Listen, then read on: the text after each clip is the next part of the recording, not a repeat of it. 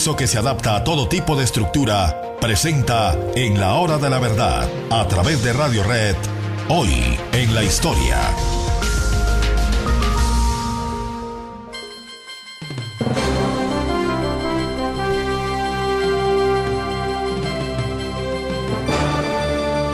Fue muy dramática la historia de la Revolución Francesa en todo su desarrollo, pero la parte más dura, la parte más terrible, fue la de la violencia espantosa desatada contra quienes consideraban los enemigos de la revolución y ponían fuera de la ley.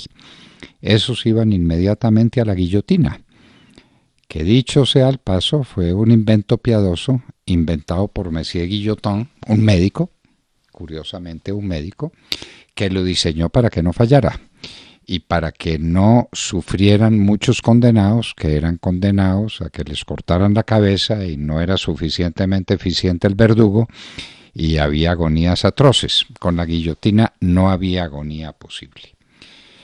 Pero bien, la Revolución Francesa, que había pasado por muchos episodios, el rey había sido puesto prisionero, habían condenado al rey y lo habían matado, los girondinos, que habían tenido una posición media, terminaron por ser declarados fuera de la ley, los mandaron a todos a la guillotina.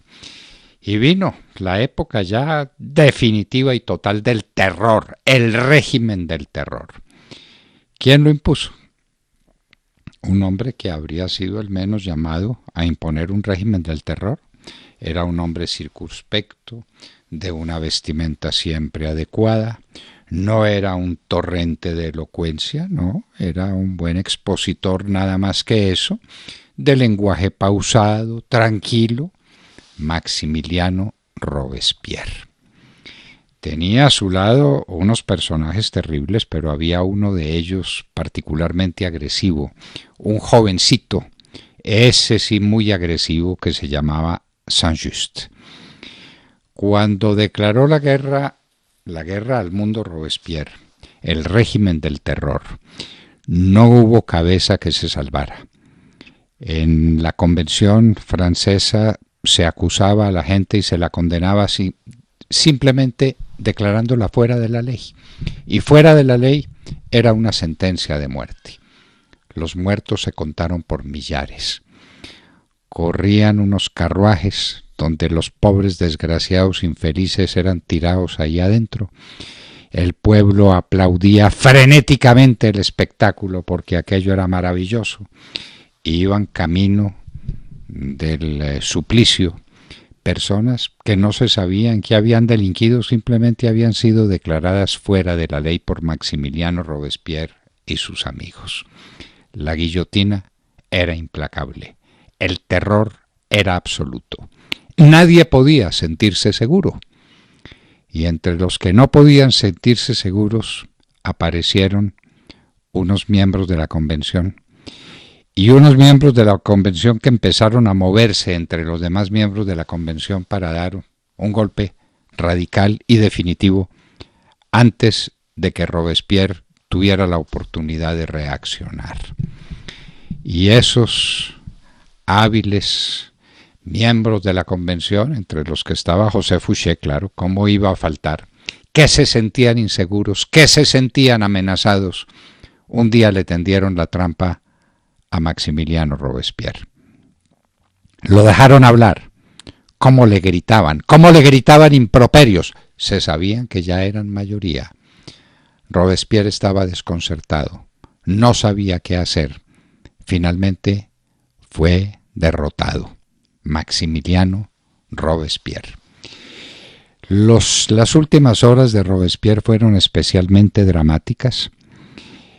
No sabía qué hacer, no sabía qué camino tomar, pero su destino era el patíbulo. Se propinó él mismo con una pistola de muy baja condición, un tiro en la cara que terminó destrozándole la mandíbula, le pusieron una venda grande en la cabeza y siguió el juicio y estuvo en la conciergerie y estuvo en el Hotel de Ville. El Hotel de Ville es la alcaldía. Alguien pensará que es el hotel de la ciudad. No, es la alcaldía. Ahí tuvieron a Robespierre hasta que finalmente ya en altas horas de la noche fue declarado fuera de la ley. Maximiliano Robespierre, el hombre de la Convención, el dueño de la Revolución Francesa, el frenético autor del régimen del terror, iba a morir víctima del terror. Ya habrá que decir que el pueblo estaba saciado de tanta sangre.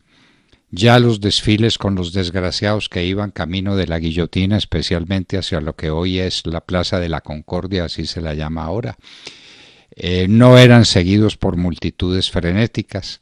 Ya la gente estaba, como dije, hastiada por ese mar de sangre, por ese inmenso oleaje de vindictas y de odios que se desató con el régimen del terror. Pero cuando se supo que Robespierre iba a morir, entonces las turbas se encendieron. Quien había sido su amo ya era su reo, ya era el hombre que iba a morir. Y el pueblo de París acompañó a Maximiliano Robespierre hasta la Plaza de la Concordia. Lo bajaron, tuvo una actitud digna, le arrancaron el vendaje que tenía y se oyó un grito terrible de dolor. Se lo quitaron sin ningún miramiento, desde luego. Robespierre iba a morir y murió como mandó matar él a tantos, víctima del terror de la Revolución Francesa, en la guillotina. Un día como hoy, un 28 de julio del año de 1794, Robespierre, el que mató al rey, el que mató a tantos girondinos, a tantos sospechosos, condenándolos simplemente fuera de la ley. El que quedaba hors la loi, se dice en francés, no necesitaba juicio. ¿Para qué? Estaba fuera de la ley. Maximiliano Robespierre muere y entonces la revolución tiene, y Saint-Just también muere al mismo tiempo, en medio de las aclamaciones frenéticas del pueblo de París, y es necesario darle a la revolución un nuevo ritmo, una nueva salida hacia un mundo más compasivo, más humano, donde la gente se sintiera tranquilo, porque llegó un momento en que nadie podía estar seguro de que tendría la cabeza sobre sus hombros mucho tiempo. Por cualquier cosa era acusado y en cualquier momento era condenado hors la loi, fuera de la ley. Maximiliano Robespierre y Saint-Just mueren un día como hoy en la guillotina, en Francia, en lo que hoy se llama la Plaza de la Concordia.